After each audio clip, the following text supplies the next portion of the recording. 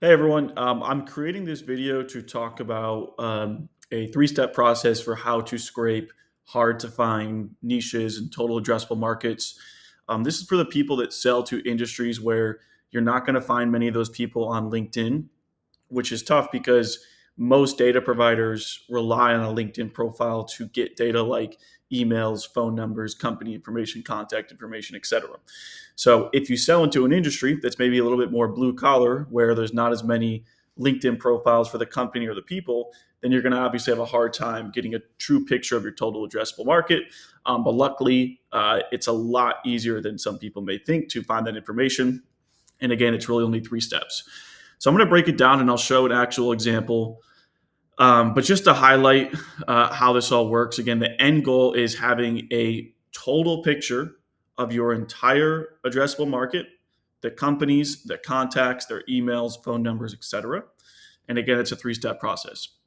So step one is collecting every possible company website.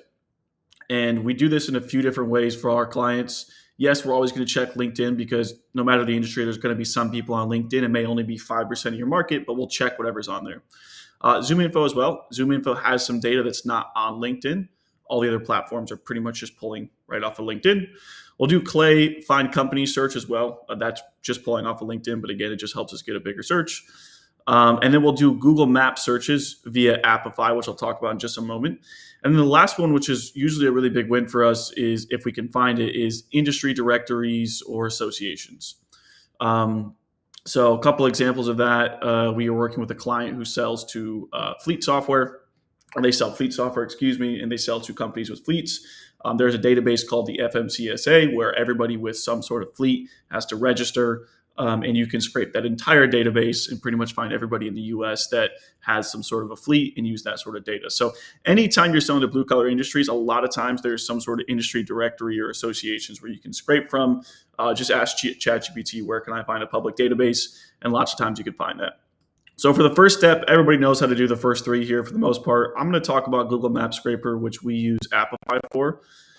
If you guys are curious doing this for the first time, the Google Map Scraper is literally on the homepage. So all you have to do is go to Appify, and you can start doing this for free. Click on Google Map Scraper. No idea why my video is not showing. Hopefully, there we go. Pop back up. And then it's very simple. Now, some of this might look a little bit complex, but essentially what you're doing here is you're trying to give it search terms to narrow in on the types of companies you're looking for. So let's say I want to go for smart home integrators or smart home people who go into homes and set up technology, smart home technology, things of that nature. Lots of times those sort of vendors are not necessarily on LinkedIn, but we put in the exact keywords, the more the better, of course. Put in the location you want to scrape, put in the amount you want to scrape. I did English, we're only looking for the US. And then you hit start, and it's going to start scraping those businesses for you across Google Maps. Now, for the sake of time, I've already pulled this list, and then you can go ahead and export it once it's done. And I've moved on to step two. So here's an example, just in case anybody's curious. So step two is now we have a list of websites. We don't actually know, just because they have these keywords, if they're genuinely an ICP fit. So what you need to do here is create a prompt in ChatGPT that essentially goes to this company's website and confirms that they are in fact an ICP fit. That is very simple. I won't talk about that too much in this video, but you can go to ChatGPT and say, here's what an ICP fit looks like. Please create a prompt for my AI agent that will go to this company's website and confirm whether or not they are an ICP fit. And so again, in step two, upload these companies to Clay, run an automated check against the custom ICP criteria.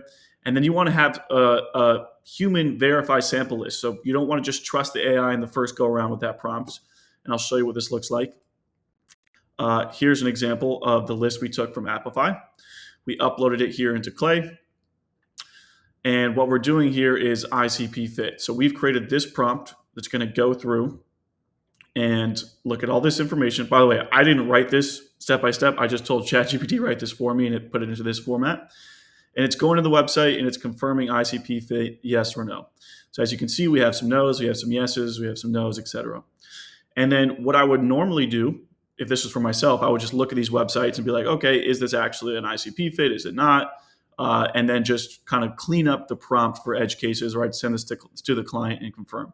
Once we feel confident with the prompt, and what we're looking for is 90% accuracy. We understand with AI, it's never going to be 100% perfect, but if we can get it to qualify 90% of companies accurately, then we're in good shape and we're going to run it for the whole list.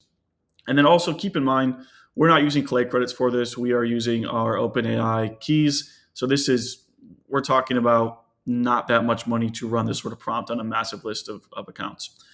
Okay, so now we move to the hardest part, which is where most people get stuck. You may be able to find these companies, but then how do you actually find contacts?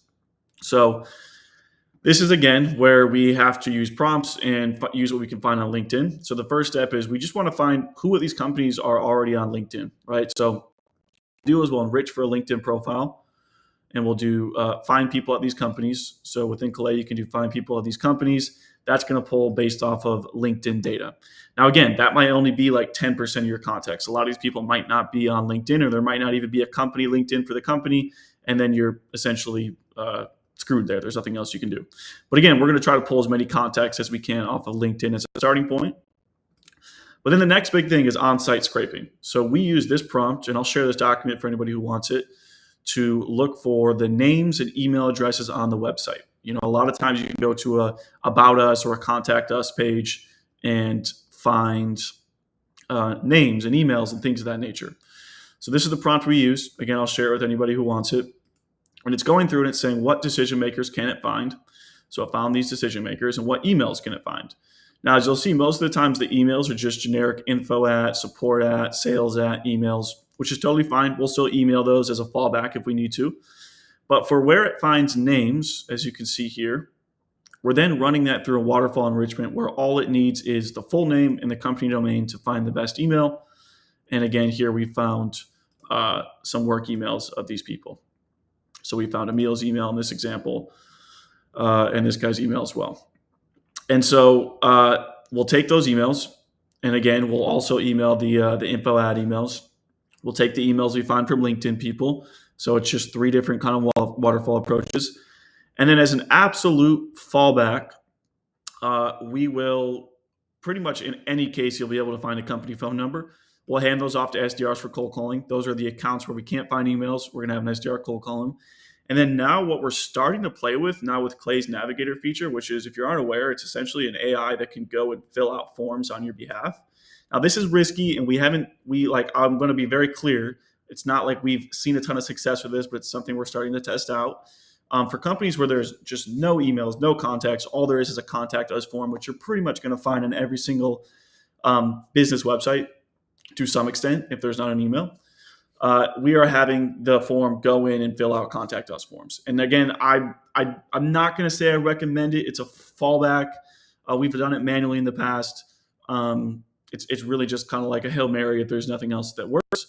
But that's it. And then you're going to want to clean up the data, dedupe it. I won't go into too much depth about that. But yeah, anyways, that's pretty much the video. If y'all have any questions, let me know. But this is essentially the process we use. And it works pretty well. Again, there's so much public data and now AI tools that you can use to scrape that public data and clean it up. And you can get massive lists for people where you used to think maybe you couldn't find them at all just because they're not on LinkedIn. So thanks for watching. I'll talk to you guys soon.